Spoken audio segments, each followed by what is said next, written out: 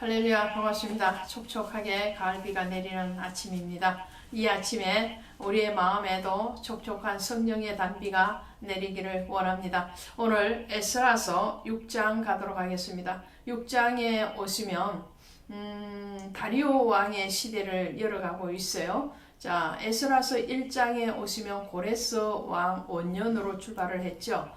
그 고레스 왕이 1대의 왕이었다면 다리오 왕은 세 번째 왕입니다. 이게 세월이 흘렀죠. 그런데 이 다리오 왕 때에 와서 자, 이스라엘의 포로 귀한 자들이 들어와서 성전 건축에 주춧돌을 놓고, 그리고 거기에 대해서 사마리아인들의 방해로 인해서 성전 공사가 16년 동안 중단이 되었었죠. 그 중단된 성전 공사를 다시 재개를 하게 됩니다. 재개를 하게 되는데, 그것으로 인해서 다시 하나님의 은혜 가운데로 정말로 신속하게 가면 좋겠는데, 그러지 않고 재개 공사를 재개했는데 또 방해 세력이 또 나타나는 거죠.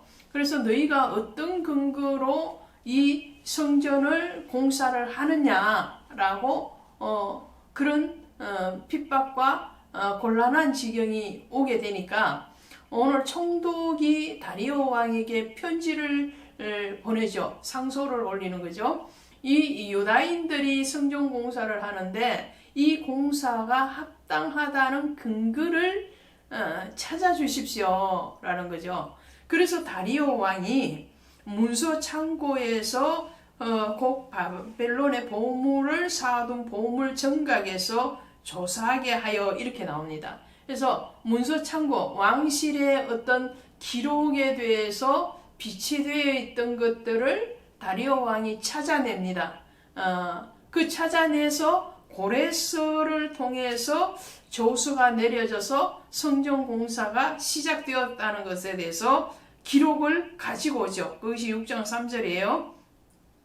고레스 왕 원년에 조서를 내려 이르기를, 예루살렘에 있는 하나님의 성전에 대하여 이르노니 이 성전 곧 제사드리는 처소를 건축하되 지도회를 견고히 쌓고 그 성전의 높이 60규, 이렇게 고레스가 명령한 그 성전 건축에 대해서 허가하고 그 성전 건축에 필요한 모든 물품을 제공하라는 그런 어명에 대해서 오늘 3대 왕이었던 다리오를 통해서 다시 문서 창고에서 그것을 발견하고 그것을 근거로 해서 예루살렘 성전의 건축이 합당하다는 것을 반포하게 됩니다.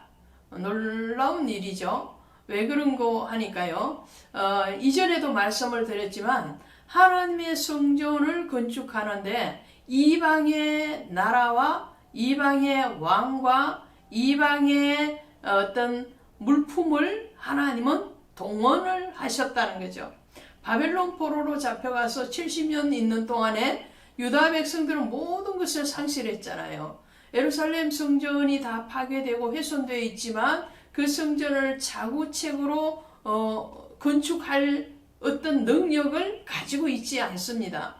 그런 가운데서 하나님은 고레스를 감동시켰을 뿐만 아니라 지금 세월이 흘러서 다리오 왕의 시대에 왔는데도 하나님은 그 다리오의 마음을 감동시키고 이전의 역사적인 기록들을 찾아내게 하고 그것을 근거로 해서 다리오 왕은 더 한층 이 공사를 할 수 있게끔 협력하고 지원해주는 막대한 은혜를 끼치게 하는 그 하나님의 역사심, 그것을 보게 된다는 거죠. 그래서 6장 7절에 가시니까요, 하나님의 성전 공사를 막지 말고 유다 총독과 장로들이 하나님의 이 성전을 제자리에 건축하게 하라. 왕의 명령이에요.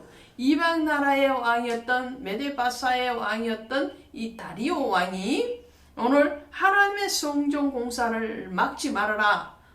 그것이 사마리아인이든 아니면 주변국에 있는 사람이든 유다에 있는 악한 무리들이든 누구를 막론하고 하나님의 성전 공사를 방해할 수가 없다라고 명령을 내리는 겁니다.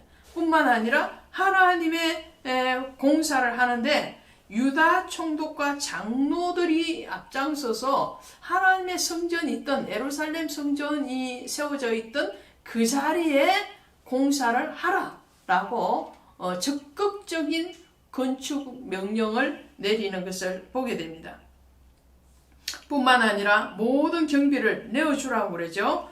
8절부터 내가 이 조서에 내려서 하나님의 이 성전을 건축함에 대하여 쭉 말을 하기를 왕의 재산 곧 유브라데 강 건너편에 거둔 세금 중에서 그 경비를 이 사람들에게 끊임없이 주어 그들로 멈추지 않게 하라.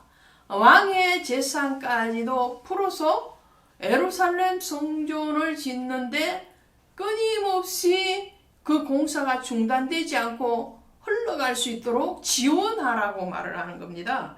예루살렘의 제사장의 요구대로 어김없이 날마다 주어 그들이 하늘의 하나님께 향기로운 제물을 드려 이렇게 말을 합니다. 성전의 공사에 필요한 물품뿐만 아니라 하나님 앞에 제물을 드려서 제사를 드릴 수 있는 예배할 수 있는 제물까지도 왕이 지금 다 지원하러 유다 왕이 아니라는 것을 지금 전제로 여러분에게 말씀을 드리는 거예요. 유다 왕이 유다의 하나님 앞에 제물을 드리고 예물을 드리는 것은 당연한 것이죠. 오히려 영광이죠. 그러나 하나님을 알지 못하는 이방 나라에 그것도 유다를 침략했고 유다를 지배했던 나라의 이방의 왕이 하나님의 성전을 짓고 그 하늘의 하나님께 제물을 드리는데 앞장섰다는 것은 하나님의 역사가 아니고는 이루어질 수가 없다라는 거죠.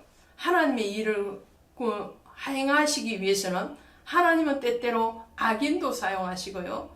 불의한 자도 사용하시고요. 또 세상의 재물도 하나님 것으로 만들어서 하나님의 일을 하는 것을 보게 됩니다. 할렐루야. 그렇게 해서 이 성전이 완공이 됩니다. 완공이 된 것이 언제냐 하면 이때죠. 6장 14절에 가시니까 유다 사람의 장로들이 선지자 학개와 이도의 손자 스가랴의 군면을 따랐으므로 성전 건축하는 일이 형통한지라. 여기에 학개와 스가랴 선지자가 나오죠. 그리고 15절에 가니까 다리오 왕 제6년 아달월 3일에 성전 일을 끝내니라. 자, 이때가 성전 완공이 516년입니다. 성전을 건축하기 위해서 공사를 시작한 것이 536년이니까 약 20년 만에 성전이 완공이 되고 봉헌이 됩니다.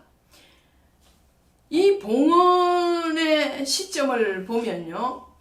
자, 우리는 여기서 두 가지를 보게 됩니다. 에레미야서 29장 10절에 가면 하나님이 에레미야 선지자를 통해서 약속하세요. 70년 만에 너희가 다시 돌아오리라고 약속을 하시죠.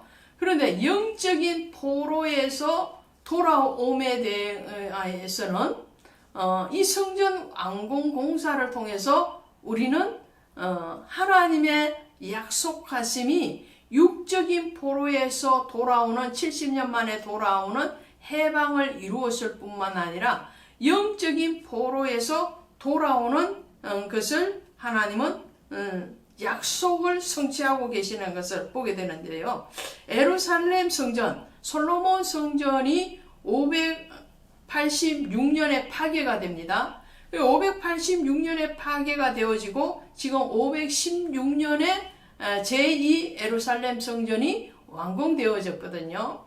그러니까 몇 년의 시간이 흘렀는가 하니까 70년, 정확하게 70년 만에 예루살렘 성전이 다시 재봉헌되어지는 겁니다. 영적인 해방이죠. 성전이 파괴되어지고 다시 건축되어져서 봉헌되기까지 딱 70년이 걸립니다. 하나님의 약속은 한치의 빈틈도 없다라는 것을 알게 되죠.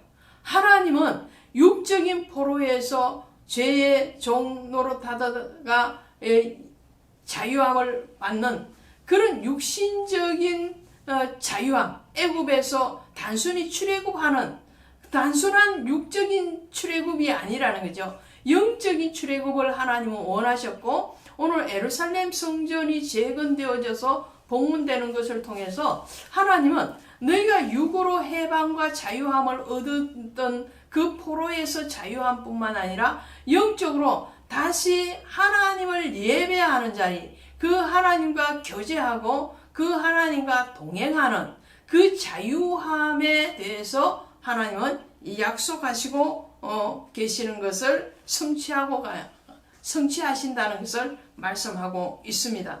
이 이후로 예루살렘의 이 성전, 헤롯 성전이 세워지기까지 약 500년 동안 존속하는 것을 보게 됩니다. 자, 이렇게 성전이 봉헌되고 난 뒤에 이들이 했던 것이 뭔가요? 유월절을 지키고 무교절을 연달아서 지키는 거죠. 자, 유월절이 항상 이 개혁의 시점에 등장을 하게 되죠. 히스기야 왕 때도 그렇죠. 이 유월절을 지켰죠. 요하스 왕이 개혁을 할 때도 유월절을 지켰죠. 오늘 에스라가 돌아와서도 이 유월절을 지킵니다. 자, 이 유월절이 왜 이렇게 중요한가요? 유월절은 바로 어린 양, 그리고 어린 양의 피가 있기 때문에 그럽니다. 예수 그리스도의 언약의 구속의 피와 연관된 절기이기 때문에 유월절이 중요합니다. 예수의 피로 구원받았고 새로운 출발, 새로운 새 피조물로서 구속의 은총을 입은 자로서의 출발이 일어나는 절기가 바로 유월절이고 그 무교절이기 때문에 이들에게서 유월절은 굉장히 중요하다라는 것을 보게 됩니다. 자, 오늘 6장 하나님 앞에 은혜를 나누었습니다. 고맙습니다.